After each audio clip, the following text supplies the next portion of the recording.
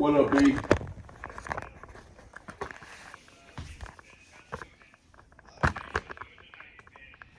Yeah.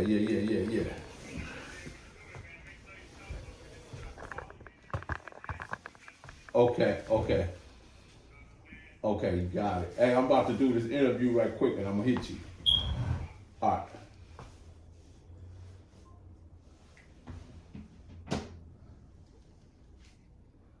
Yeah. Talking to that fool, Big U.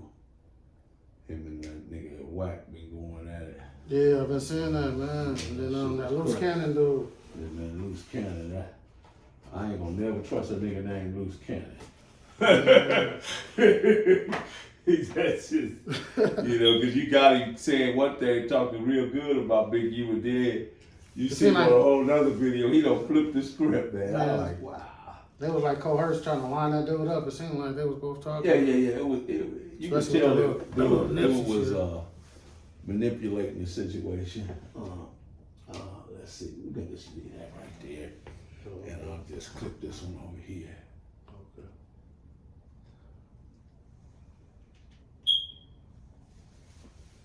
Yeah, you can only tell, bro.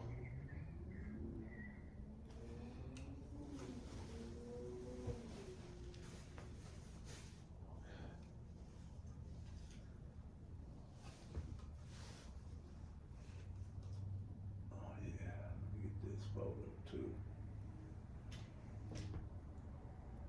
Put your glasses on. I'm gonna tell you, take one without. Take your glasses off. Oh yeah, cool. So when I start off, I'm gonna say Professor Melly Mel, the Hood Postman. I'm gonna say who I'm here with today. And that's when you say Crip Face. Yes, sir. And then we'll take it from there. Okay.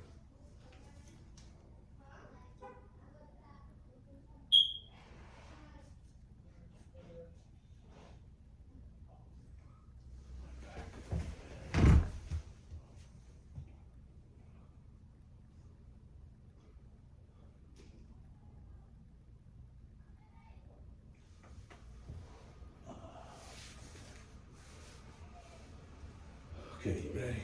Yes, sir. Professor Melly Mel, the Hood Postman. So who I'm here with today? Crip Face. Crip Face, man, Crip Face. First and foremost, man, where did you get that name?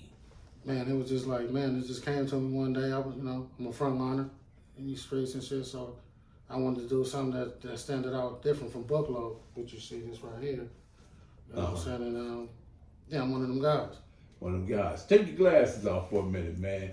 You got multiple face tattoos. How did that come about, or what does that represent? Man, it was just something, man. My mama always told me, like, she was from business, man. And so she was like, baby, don't never mess up your face. But then I was like, I was in the streets and I didn't listen. So I started just trying to get myself right. So I was bankrupt, up to that, smoking sticks and in them streets, running them streets. So that's how the name Crip Face came about. I'm like, man. So somebody asks you what you do, you rip and run. And then another thing is stems from like me telling people, like I got tired of people asking me where I'm from, so I just put it on, put it on my face. You ain't gotta ask me. You see it, you already know, Crip Face. Crip Face is right there in your face. Yeah, it's right there. Right there on your face. There you go. So where did you grow up at? I grew up I was born in Los Angeles at West Adams Hospital, and the hospital doesn't exist anymore. I grew up on Nadu and 76, which is a 76 East Coast crib. And so my auntie, she stayed in 89 family, which is 89 family Swans. And she migrated to Compton. She moved to Compton. And then I said when I was about 9 or 10, we ended up coming out there a couple of years later. So it was during the time that you was you hit a growing sprout. Yeah. Moving on to different places, and once you hit Compton, you settled in. Yeah, would that be accurate? That'd be accurate. So what hood are you from? I'm from original Corner Pocket of the Crib, pimping hoes constantly. Oh, so that's wait a minute. That's Michael Stone, Frank Van. Let's see. Danny Manley, LaSalle, Skull, Birdman, all them cats. Bay. Okay, shout out to all them, man, and everybody. What about Chico? Chico, T-Poo. Yeah, okay. North Street. Yeah. North Street. Yeah. Okay. Did you know Two Pretty Kenny? I seen him, quite a few times. But, okay. Yeah. Okay. Cool. Growing up in Compton Pocket, what schools did you attend? I went to Marion Anderson, and that's right there in the hood. I went to Willowbrook, and I went to Centennial. Centennial. Yeah. What was Centennial like, man? Because I know, that it got a little different once you left Marion Anderson, went to Willowbrook, then to hit Centennial. Or did you go to Willowbrook or what? Yeah, I went to Willowbrook. Okay. That's how I graduated from Willowbrook, went to Centennial. Okay. And it started hitting different. So I'm same attire like this, but I got something on me to protect myself. And I was with the Anthers, everything up there. Yeah, they had a little bit of everything. Bounty Hunters, Cook Street, Jarvis Street, Athens, a couple of Carvers, West Side. a couple of Carvers, a couple of niggas that bang on the streets, but when they get to school, they wouldn't bang. They be hiding and don't want to wear blue, trying to blend in with them. And, and they wasn't stupid back then. They know if you cross that canal, you from the pocket, you from front hood, you from somewhere over there in that area. How did you look at those cats that you knew was trying to blend in? And how did you know what I mean? When you saw them outside or you saw them on the streets, you knew they wasn't standing on business. I just went to school. Me personally, I just wouldn't show them no love. I just like, man, y'all different from where y'all is when y'all at school. It hit different. You know what I'm saying? Niggas ain't standing on business. And I was just like a knucklehead, and I just was like, man, I'm that nigga, so I'm gonna be who I am. I got the shit I got on right now. It's khakis, Pelotons. I still wore my shit and did my shit and always kept something on me. Always kept protection. I was a fool in the street. Okay. So who's some of the cats that you ran with? The homie Two-Tone, June Dog, Mankey, Lil Dog Deuce, rest in peace, Six, Smurf, Cedric, Shaq, Big Shaq from the hood, Punchy. Oh yeah, Punchy, rest in peace, definitely. Yeah, Lil Dog Deuce, Big Lil. Okay, so did you know Phil Dog? Phil Dog, yeah, I know Phil Dog. Yeah. And what about Cricket? Cricket, that's my name. He got the in Vegas cracking. What's that? The Fry Man. Him and his daughter on the Fry Man in Vegas. Okay, that's cool. I ain't seen Cricket in years. Yeah, that's where he out there in the LV. And Black Tone was right there in the store around the corner, huh? Yeah. Black Tone and Skip. Yeah, Black Tone and Skip. So indeed. Man, that's interesting. So what was like, what street did you grow up on? Nard, Knopf, Scene? Knopf, KNOPH. But everything went down on Nard. Yeah, Nard was like the place, huh? What was it like being on Nard? Man, tension. You know what I'm saying?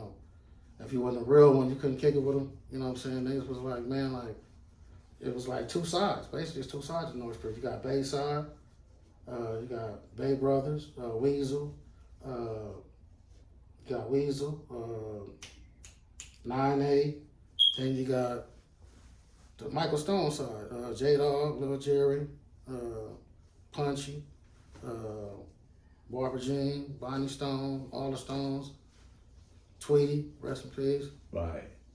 Let's talk about Jerry Stone for a minute. He grew up on Nard Street, right? Because he was younger than you guys, right? Nah, he was older. Jerry Stone? Yeah, he was older than you? Yeah, he was way older than me. I'm born in 76. Okay. So, that little incident that occurred with him and Michael Stone and the guy from the South,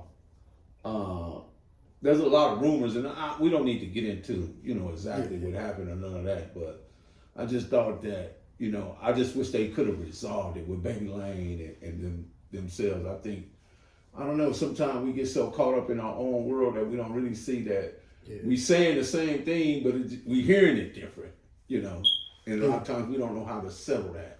The stories. Yeah. Stories, yeah. I mean, I can't really too much elaborate on that, but you know, it went down like it went down, and it's just unfortunate. You know, somebody lost their, you know, the homies, you know, went down, and he went down, and you know. Yeah. I get it.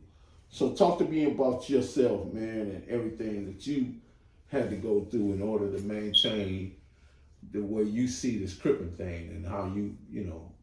I was off the porch, man. As soon as I was, you know, educated from over there where I was at in LA, from the 760s coasters, because my mama lived over there in Native. So I was already aware of how shit go in the streets anyway. So when I moved to Compton, I had my first fight. Then a week after that, I ended up getting put on by the homie rest in peace, Dog Deuce, Lil Dog Deuce. And from there, it was just, you know what I'm saying, it was just, I was there. I was one of them guys. True or false? How you see things? Is it true that cripping is different from the 70 cripping to where we are at now?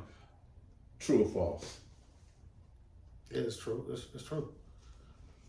What? Because back then it was more low riding and getting the money, you know, selling dope and all that. So it was like more influential to a younger person that was looking at the older dogs like, damn, I'm trying to be that. Damn, I'm trying to do that. Right now, shit, that's right with me. That resonated with me. So right now I got a low rider in the shop. It's getting, you know, I'm getting it wrapped and everything right now, so I can be out here, you know, for the summer. Who had that impact on your cripping? I think when I saw Gangster from Santana. That My homie? Yeah, Gangster. Yeah, I can see that because Gangster. I used to look at him when he used to come over there talking to the homies that had the low riders and shit. I was just be like, damn, man. And then that Santana, that was the cleanest low rider I ever seen in my life. Man, yeah, he got one now called Irresistible Bitch, man. It's a tray, it's hard, man. I just talked to him earlier today. Yeah. And he's still, man, he forever low rider, you know. That's just who he is, forever, you know. And he built some of the best cars that people ever seen, you know. And I don't think he get a lot of credit for, you know, because of course there's people out there that's gonna disagree with what I'm saying, but if I had to give it to anybody, I'd give it to him, you know, because I've been there right there with him. I've seen what he can do and how he can do it. But anyway, so you come off the porch. You was 9 years old, right? Yeah, about 9. And who actually influenced that part right there? When I first moved to Compton, because it was like their cripping was more different, you know, more aggressive, more, you know, got to keep your head on the swivel type shit, you know what I'm saying? Especially walking down Wilmington, you know what I'm saying, and going through various hoods at a younger age, you know what I'm saying? I played sports and, you know, I had a support that I was supposed to do. That's how I went to the cripping route. You know how you got like a lot of people, family supporting them, you know, buying them chili cheese dogs, hamburgers, you know, so I got kind of tired of that. And I think I could have been a little bit more great because at a younger age, I ran for the Jesse Owens track meet. And I made first place. I was racing college students. I could have been one of the world's fastest men, but you know, when you don't have nobody supporting that and no support, and so you become a product of the street. So your homies will show you love. And I have, you know, at the time my mom was, you know, she had an addiction. So, and that's what pushed me to the streets. Like, you know what I'm saying? If I couldn't get that love from her, and that's what stopped me from playing sports, you know what I'm saying? She was caught up in her addiction, and only person that was there for me that time is my family, which is my auntie and my cousins and everybody like that. But then you find out who everybody is at the end, you know what I'm saying? Right. How is your relationship now? With my mom? My mom perished in 2010. Man, I'm sorry to hear that. Rest in peace to her. Yeah. But did you guys reconcile? I mean, yeah. All the way to the dying day. Yeah, it was good. So we made it. You know, we made amends, and it left a big dent in my heart. So, but I just keep it game. You know, keep it right. Keep it solid. Keep it solid. Still, you know what I'm saying? Keep it solid. So how many years were you in Compton altogether?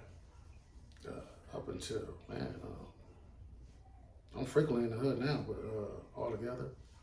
all the way up to my adult years. Okay. So I would say about at least about 20 to 30 years. What was it about one individual in your hood? Like, I mean, I know you had Michael Stone, Danny Manley, you had LaSalle, you had all these dudes over there. What was the one dude that you say, man, I'm gonna patent my crippin' after that dude right there? The homie Boo, rest in peace, Curtis Campbell. Oh yeah. Yeah. You know, it happened in Fruitown. Uh-huh. You know, that situation. Yeah, that was the OBG I wanted to be. Okay. Yeah. Yeah, I think he got into a fight or something over there. Yes, right, yeah. right. Yeah, I remember that. Dang.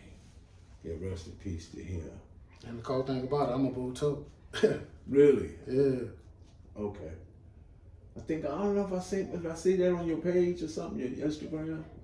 Yeah.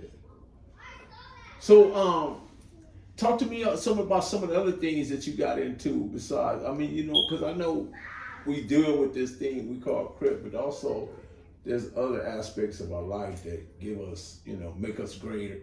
Yeah. Besides, for sure, I'm an entertainer. I rap and everything. I picked that up. I was going to Willowbrook, and what made me want to be like, you know, made me want to do music and take another turn in my life to, you know what I'm saying, make something better, was my homeboy Ice Love from the hood, rest in peace.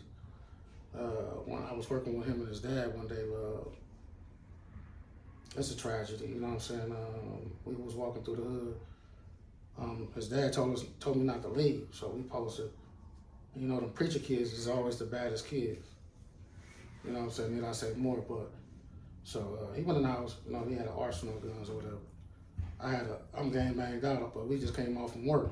So I got on the PACC belt with the, you know, it's spelled out, you know, you can get them from the Compton squad meeting. So boom, he passed me, he walking, okay, boom. We go over there to the front on El Segundo. And so he outside talking to Lebo from Formative, brother. And we're trying to get some weed. We waiting on Crow, rest in peace, from Formative, Crow. You know what I'm saying? So we waiting on Crow to pull up so we can get some weed from Crow or Lebo. So now when to pull up, so we sitting out. So I'm in the middle of the apartment, and all I see is I got the heat on me. I'm way at the back of the apartment talking to the homie in front of CC in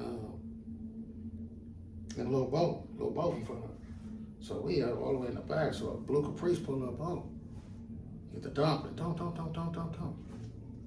So I come running out full blast. They scared off. They dump. My homie shot, so he like 6'2". I carried him in the house, boom. And you know how something go wrong. You know when a nigga asks for water, you ain't supposed to give it to him. So he asked for some water. I think one of the ladies that we went in the house gave him a drink of water. And so like, he died at the hospital.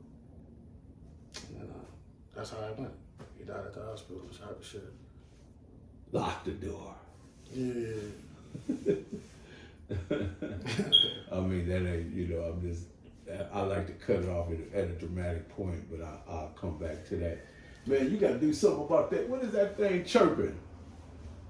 Y'all been sitting up here listening to that thing chirping, they changed the battery. You hear it? It's the smoke detector somewhere. Oh, it's probably in my daughter's room. I thought it was in here. It sounded like it was in here. Okay, I'm sorry. Watch it, it'll chirp in a minute. See that? Oh, okay, it's that one right there. Okay. I gotta replenish the batteries. Yeah.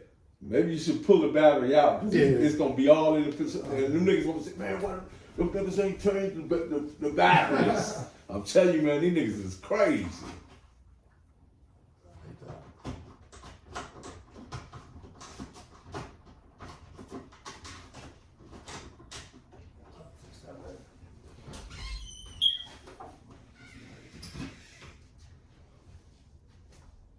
They listen to every freaking thing, homie. I know.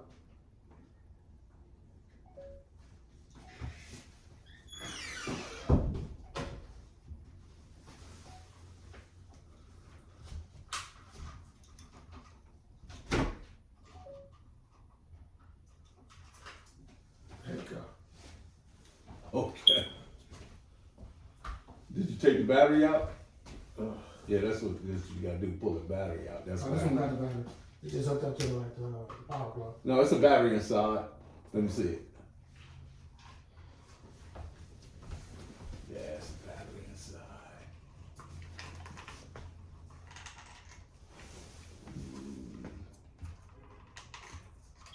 See? Oh, okay. Oh, here you go. Right there. Just remember, it comes out of there. I know how to put them back up. All right. Yeah, the construction call Yeah. So, what was his name again? The one that, Oh, the homie Ice Low, rest in peace. yeah, Ice Low. Yeah. I'm gonna come back to him. Come back to him.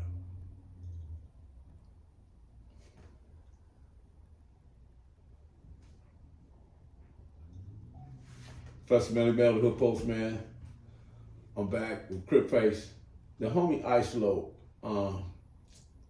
what was that when that happened to him? How did you feel about that circumstance? Shit, I was hurt, you know what I'm saying? That's when all the homies was in the hood at the time, and it was kind of mad, oh, homie, you can't come back to the hood, and all this old crazy stuff. So the homie was so when we went to the funeral, cause he just had signed with Easy at the time or something, or something was about to go on, something was about to happen that was gonna blow everybody up, you know what I'm saying, at that time. And so I'm at the funeral, I got 2 pistols on me. OG homies Six, El Ray, everybody was man, don't worry about none of them little niggas saying. So after the funeral, I go back to the hood. You know what I'm saying? I had a little, a little rumble with one of the little homies.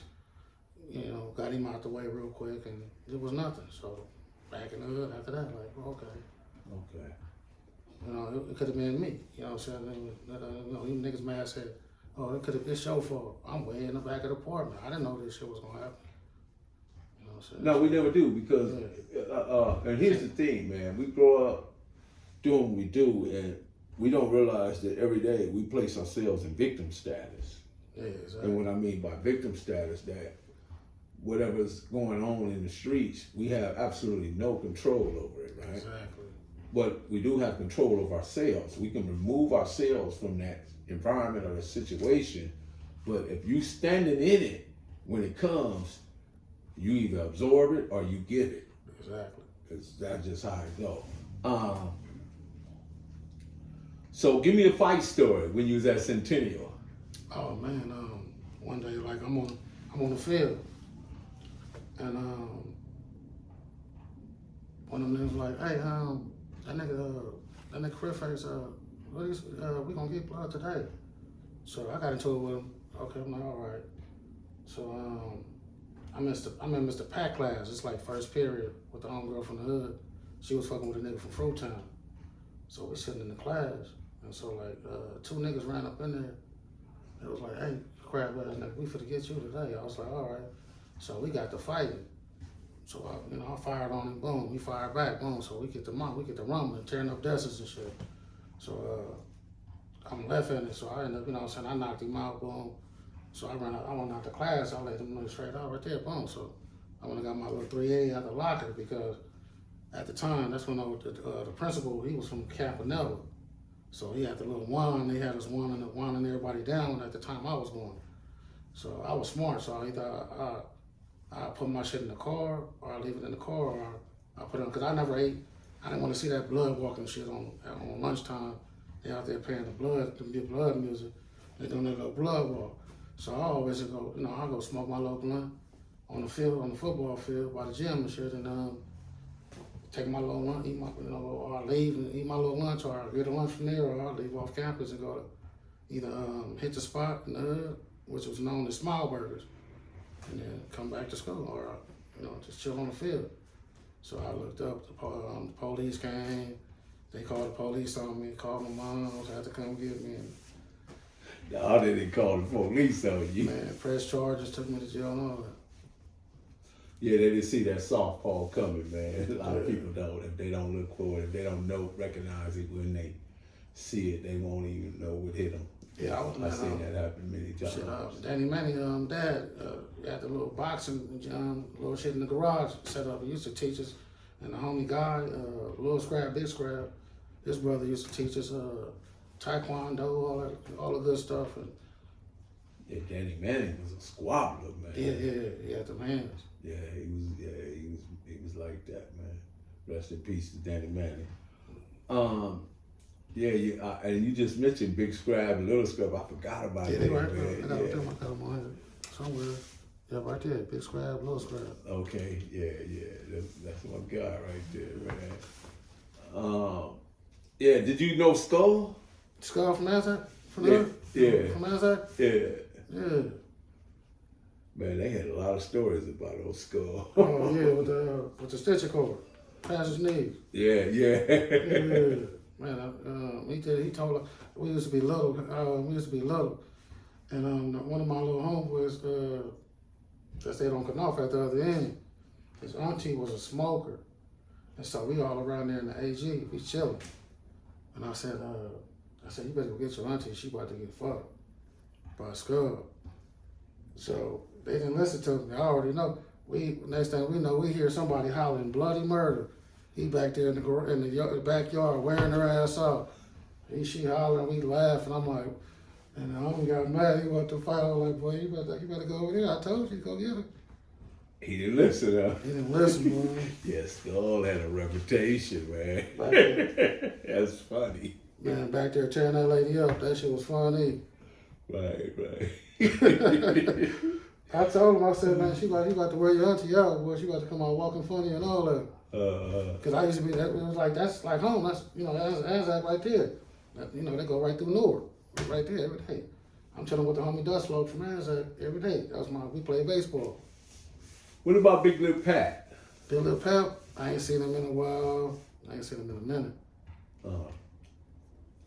Since the last time I seen Big Lip Pat when he got smashed in between them two cars. Oh man. That was the last time. I seen him one time after that at one of the homies' funeral, and I think that was it. Was he messed up from that? Nah, he had healed up. He just couldn't walk for a minute. He had pins in his leg. Yeah, I can imagine. Wow. Dang. So, talk to me about your rap career, bro. How did you get into that? I mean, because I know a lot of people that gangbang or where they come from their life, they got a lot of stories, and they able to take those stories and make music with it. How's that for you? Man, I've been rapping since, man, probably like about 8. I've been rapping, and I done rap for King T over there in Carver Park in Broad Hood. Yeah, I done rap for over there, rapped over there at Hit the Spot. So you know Broad Dog? Yeah, I know Broad Dog. I know Bob, Crazy Ass Bob. Yeah. So who inspired you on the rap game? I mean, what made you like, man, I can do this? Man, shit, meeting Easy. Okay. Meeting Easy, coming to the hood. He coming over there to him and Ice Cube and the Suzuki Jeeps back in the day. Okay. Yeah. Yeah, they did get around, man. He was all over the place, man. Yeah, rest in peace to Eazy-E. And that 4, he come over there on North Street in that 6-4 and man, chill and get some weed and chop it up and pass out $100 and shit and then he gone. Yeah, so what kind of rapport did you build with him though? Shit, man, not really, I can't really say not too much. I really didn't build too much of a rapport with him, but I just liked his music, you know what I'm saying? I just, acknowledged him when he came around the hood and shit, What made me rap is the homie Ice Love, rest in peace. And I want to be like that, the MCA, the Quicks and all that. That's what kept me afloat. Yeah, Compton had a lot of entertainers, man. A lot of people that's very talented that's come out of Compton, and often they come out of some rough circumstances, you know, and they became very valuable. Not saying that they weren't valuable, but I get that, man. Mixed Master Spade, King T. Yeah, that was my influence. Like, man, that what made me want to be. MC8 be with the Gangster Chronicles now. Yeah. Oh, there was Norm Steele, Yeah. So what was it? CMC? Compton Most Wanted? Or CMW? What it was? Yeah, CMW. Compton Most Yeah, Wanted. chill. Yeah, that man, there was a lot. We can't forget Toddy T. Toddy T, yo.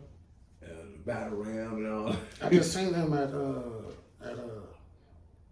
Gangsta Son Repair. Okay. Yeah, he was doing a DJ. Oh, you was there? I was there too. No, I wasn't there. I saw it on YouTube. I saw it live actually. Okay. Somebody was going live. I can't believe who it was, and can't remember who it was, but somebody was going live at the funeral.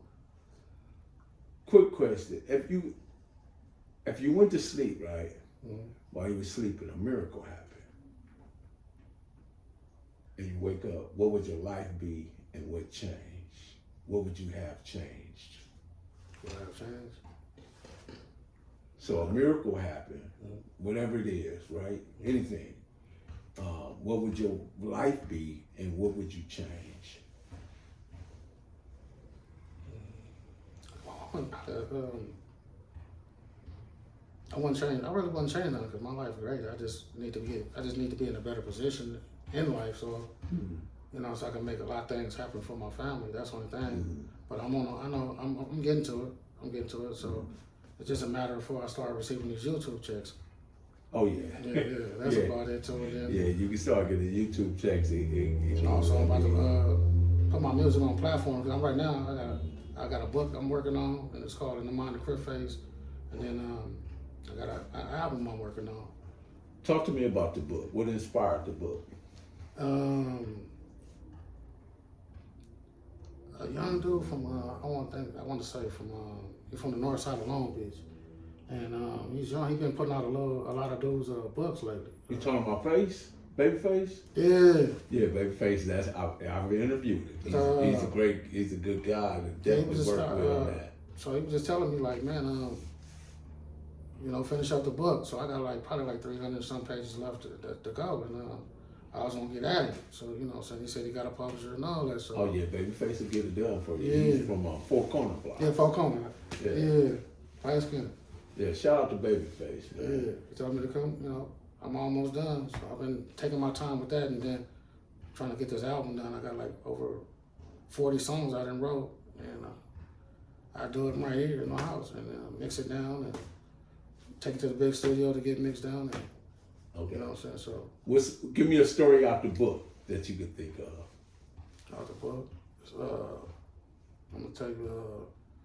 I was with a couple of homies from Avalon and a homie from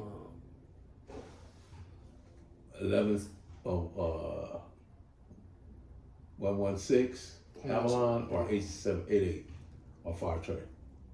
Not Fire Trade, not Cortone. Okay. I think 87. Yeah, 7 Trade. Yeah. 88. AG. Yeah, and one of the homies from Spooktown, and went over there to go out at some brawls or somewhere. So we ended up in Swans, and so we all there, and Brawl come out the room, scribing us on the phone, like she peeking. I'm like, hey, I'm telling you, like, hey, y'all see that? I'm like, man, let's get up out of here. So she come in like, hey, let me see what them niggas got on. She like, Red Blood. I'm like, hey, bro. I'm telling niggas like, hey, this bitch telling niggas that we crabs, wham, like, let's get up out of here. So we parked around the corner because that day there wasn't nowhere to park. And I'm looking, so I told the nigga, I talked to homie, like, my nigga, you see all the niggas with them red t-shirts coming? So we tried to get out the back door. So in the midst of us trying to get back, the homie from what's name? What's I say? Not from Avalon. Homie from Spooktown. He got hit. So I'm like, damn. So I'm like, fuck it. So I grabbed him. I picked that nigga up and I fucked around, ran with him. Like, fuck it, nigga, gonna put him in the car. And so we dipped off. We all like, he like, man, so we all started laughing. Would you take him to Killer King? Yeah, he was all right. He was like, man, I'm all right. So it just went through though. It just went. It missed his bone and all. Yeah. Yeah, he was like, we all looked at each other. We just started laughing because we was high. We was shot. We had the rooster leg. We was off that water. Same thing Bright Dog always said. I was off that Daffy Duck. I was like, man, we all looked at each other like that. Started laughing like a motherfucker. We dropped the motherfucker, took him in up there. Man, y'all didn't realize where y'all was at in the beginning, or y'all never even tripped I knew where I was at. Uh-huh. It was just the fact. Then niggas didn't have no heat. We didn't have even no heat. We went over there, asshole naked. Yeah, that was a violation. I was like, nigga, that was a part. That was a foul like a motherfucker, my nigga. You gotta, you know. Man, I've been on a lot of suicide missions. I've been on Rosecrans and Wilmington at the Time Burgers tripping without a strap, just trying to fight niggas, trying to fight all the bloods I seen. And got into it with some niggas at Matt Fish Market. Was you high? Nah, I was just tripping. I used to walk around with that shit on me. And just be tripping. Every nigga I seen, that was off. So you just crip face all over. It don't matter. Man, crip face, man. I got you see, I got the big ass PH right here, and then the double S blank right here, Compton right there. Turn around, let me see. Oh yeah, that's definitely. And then they're definitely. Yeah. You definitely locked in. Are you sleeved up? Yeah, I'm not sleeved up, but it's kind of filled in the stomach. Everything else is filled. Okay. How many tattoos do you think you have? Probably like three. I want to say probably like 200. Oh, God. 200 or 300. Yeah, you got a lot, man. Yeah. Sandman. Well, I got pictures on my stomach, like pictures. Portrait. Yeah, Baby Sandman from Carver, he's a tattoo artist. Yeah. I was trying to get him to do something. Yeah. I was trying to get him to do something for me too. Okay. But every time I hit him, he'd be like too busy. Now I was gonna fuck with Downtown Mac, and I got a nigga on the north end that I mess with right here. He did like 90%. A couple of my tats too. Okay. Go ahead and lock the door. Lock the door. I want to talk about how you feel about dudes that take up our culture outside our culture, like in other states, and do you feel that they're carrying it right, or what's your thoughts to that? I mean, there's certain people that represent it the right way, and then it's a few that don't. Okay, let's talk about it. Back with Crip Face, the hood postman. Crip Face, I've been noticing a lot of guys that out of state, they have either they Damus or they Keyways, and I see some of them, like they really think they know what they got, but then at the same time, they mixing some other stuff. What's your thoughts on that when you see it? I mean, because there's some down dudes out. Don't get me wrong, gangsters are everywhere. I mean, there's certain people that got it, and like I said, there's certain people that don't. There's some people, but nobody moves like the West Coast, though. You know what I'm saying? And not to take nothing from them. You know what I'm saying? And, we move more militant. We on the West, and then you see how everybody, the out of towners, to come out here and they don't tap in thinking shit's sweet, and they get touched or get robbed like the PNB rocks and stuff. You know what I'm saying? Because it's all about really how you move. But the PNB rock, do you think he caused that for himself? He could have been put better security on himself, or been more aware of what this is out here. Yeah. He was just a little too relaxed for me. I think, but if you got to look at it, if you check out a couple of his stuff, like a couple of his YouTube skits or whatever he was doing at the time, I think that he knew that it was coming, but he was trying to make himself seem more tougher than what he was, and you could think you could have a rapport.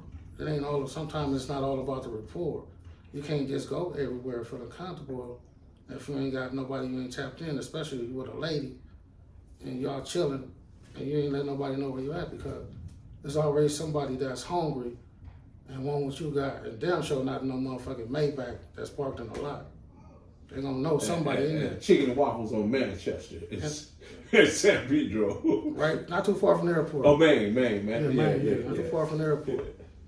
You in the Maybach though. They gonna see that Maybach. They know somebody up in there.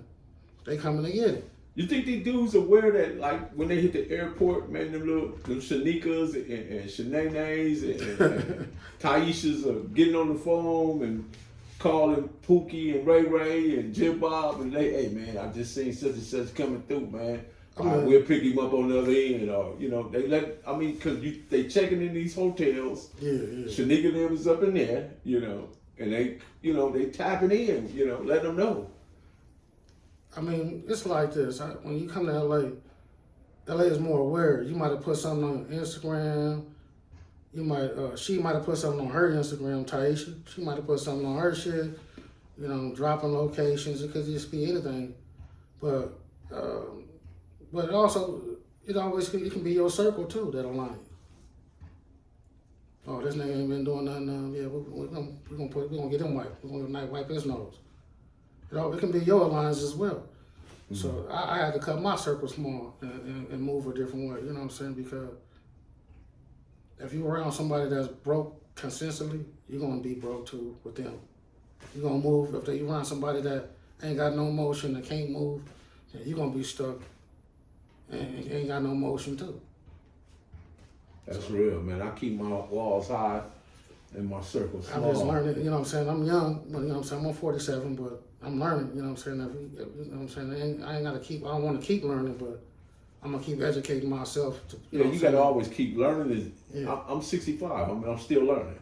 Yeah. And I'm still educating. I'm still. You don't look it, though. Yeah, thank you, man. I'm still, doing research, statements of facts, data. I'm looking at different things, I talked to Big U yesterday, so I'm going to speak about him in a little while on live, but I had a nice conversation with him. But to show you, because I think that we need to stay tapped in with one another, regardless, you know what I mean? Because we grew up in this environment, we knew what we took on, but at the same time, we kind of like, are we closing the books? At what age do we close the books? In other words, is there a certain point that, like, I'm 65 and I don't say cuz no more? I don't say crip, you know what I mean? And I don't disagree with anybody that does that. Yeah. I'm just saying, for me, I'm a grandfather, great grandfather. I look ridiculous to me. Yeah, but see, you don't have to, because you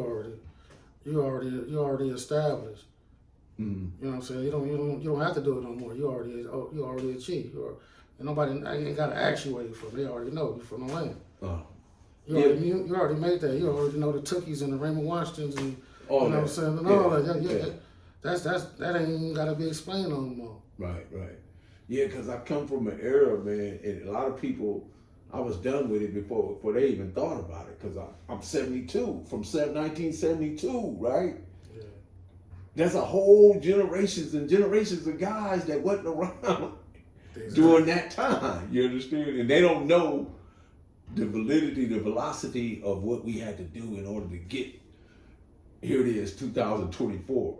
Yeah, exactly. I'm still here, Now, either I'm the luckiest fool in the world, or I found some type of balance, or I saw things to where I like, let me walk this right, or because it is an obstacle course. Yeah, exactly. And it's a jungle out there. You can't go in the lion's den unless you're a lion. Don't enter the lion's den if you ain't on a lion, because I talked about 4800, and you probably. Yeah, I said that one. Yeah. So going to 4800 was like, man, that was like an ultimate test. I don't know if you ever been. Yeah. So, but talk to me about that. When you went, what was your experience? My experience was cool. I mean, I'm in there with neighborhoods, little everybody. You know what I'm saying? And cause all my cases is out of Long Beach. Mm-hmm. You know what I'm saying? It was like 9 times out of 10 I'm going to court. I'll be the only Compton nigga in the Long Beach city with the 20. They'll separate the 20s and they'll separate the insane. So it was like that every time. The 20s going to sell 19, the insane's going to sell 20. So, you know what I'm saying? Or sell 20, that's funny. Hey, what's so crazy about that though? But when they get to the pen, they kick it. They all together. But I just seen motherfuckers in the county like on the way to squabble it out, like they put an insane inside the Long Beach tank, and they go left. Inside the 20 tank, they go left. Or they'll put a nigga from the police be knowing what they doing. They'll put a boulevard inside there with them to see what's gonna go up. Or they'll put it was like vice versa. I've always thought about how they help make nigga these from 19th things. Street, they Yeah. put them in there. Yeah, they make these things happen because they want to see that they part of the drama too. You know, Exactly. they're not exempt. A lot of people, I don't know, you know, sometimes people have this thing about law enforcement and district attorneys and stuff, man, they just as guilty as dudes on the streets, bro. They break the law. You know, they just happen to work for the law, so they get away with a lot of different things, but they're more mischievous and more devilish and more do things to people that we probably couldn't even imagine. If we look at all the things that they done and took at it and got to really look at it, man, we be like blown away, blown away, Exactly. blown away. It's just that they have the protection of the law because they actually work for the law, and then they make you seem like you the bad guy, but actually they're the bad people, you know. But anyway, so where you at in the music thing right now? I know we talked about it a little bit, but I want to get a little more deeper in the music. I'm supposed to be, actually, man, I'm supposed to be tapping in with ODM Slim, and then we about to ODM, Out of the Mud Entertainment. Yeah. Shout out to ODM. Yeah, I told ODM, this is what I told ODM. I said, ODM, I like you sometime. I don't like you every day. He started laughing. Yeah, I'm supposed to be tapping in with ODM Slim in a minute, man. We about to put something together. And I deal with a guy named Iceberg. You know, he's on my Instagram. And that's, you know what I'm saying, that's my engineer and everything. So we about to start, you know, working on this album. I'm trying to get it finished, at least start on it. I've been starting a little bit, you know, I got a couple of features that I got from my little nephew from Palmer Block. And my nigga from Pomona, Trey 57, he a pimp. And so we working on some stuff. Okay, got cool. some collabs. What's your thoughts on Crip Mac, man? Did you ever read Crip Mac? I was supposed to go, the night I was supposed to go to Frank Nitty's studio. And he was up there hitting Lupe and I guess, what's not X4, what's that? Crip Jesus or somebody? Nah, not Crip, it's kind of similar to X4, but it's not. 4Extra. 4Extra. Yeah, so they was all up there at Frank Nitty's, and I was supposed to be there that night. And something happened. I ended up going to do something. As a matter of fact, I went to the casino. I took my wife to the casino. Okay. You know, so we won a little money. So we went up there and won a little money. Had a good time. Okay. But I talked to Crip Mac on I only got a chance to talk to him on the phone, and he was, you know, trying to tell me how he want, you know, the features or whatever. You know what I'm saying, $100 or whatever, and $40 this. Yeah, he was always trying to throw that up there. You know, come on, sit down somewhere, Crip Mac. Yeah, I interviewed him, and I thought he was an interesting person, and for the life of him, man, I couldn't get through. I tried to get through to him to make him understand that you can't be in the streets and the internet too. Yeah, you can't be halfway in. Yeah. One foot in, one foot out. Yeah.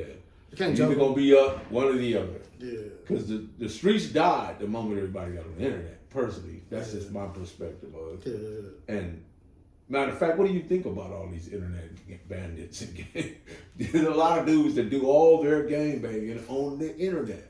I be trying to watch. Because I'm gonna tell you about that. That's another story too. I be just right now. I just look, man, and just be watching. I don't be really saying nothing because I don't want to crash on. You know what I'm saying?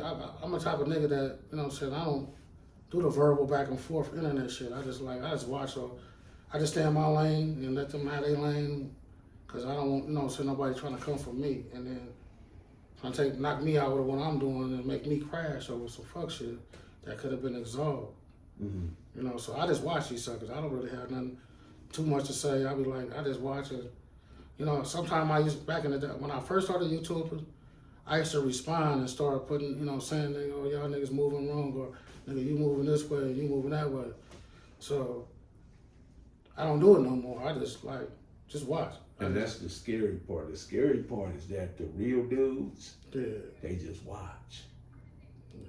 That's it. They just watch. They ain't saying nothing. They ain't doing nothing. You know what I mean? Yeah. But there's a part where you. Sometimes I be wanting to say something, but I'm like, you know, that ain't my place. Right. You know what I'm saying? No, that's what I'm saying. Or if they on some like hood politics like that, I'm like, well, I'm from Compton, and that ain't got shit to do with me. Y'all from y'all section, y'all might be from neighborhood, or you might be from that way, whatever. You know what I'm saying? Y'all business, Compton business. So I don't really too much do the speaking on shit no more. I just left it alone, like, because it ain't worth it. So first name Compton, last name Crip. Yeah. Okay, got it. I appreciate you sitting down with me, taking this opportunity, and trust me, man, we're gonna get a little deeper because this is like our first meeting, and sometimes I'm not as prepared as I like to be. You know, sometimes I don't be as prepared, but I'm self-admitting though. But but trust me, there's some crazy stuff running through my mind. But as we get to go down this lane, man, we're gonna get into some stuff, and it's gonna get greater, man. And I appreciate you. Oh yeah, man, and Crip Face, man. I thank you for coming out here, man, taking the time, man, and give me the pleasure, man, and having you, man, and we're gonna do some more stuff. Okay, great. With that being said, can I say one thing? Yes, sir. And to my big homie, I love you, but you know what I'm saying. Pocket at this start, your mama garage. Also, man, tell the people where they can find you from. Man, you can find me at CripFace TV on YouTube, man. On Instagram, CripFace21. I'm going places, meeting people, and it's going down. There it is there. With that being said, Professor Melly Bell, Crip Face. Looks like the blue line, and I'm out. Lock the door. Okay, I need you to do a little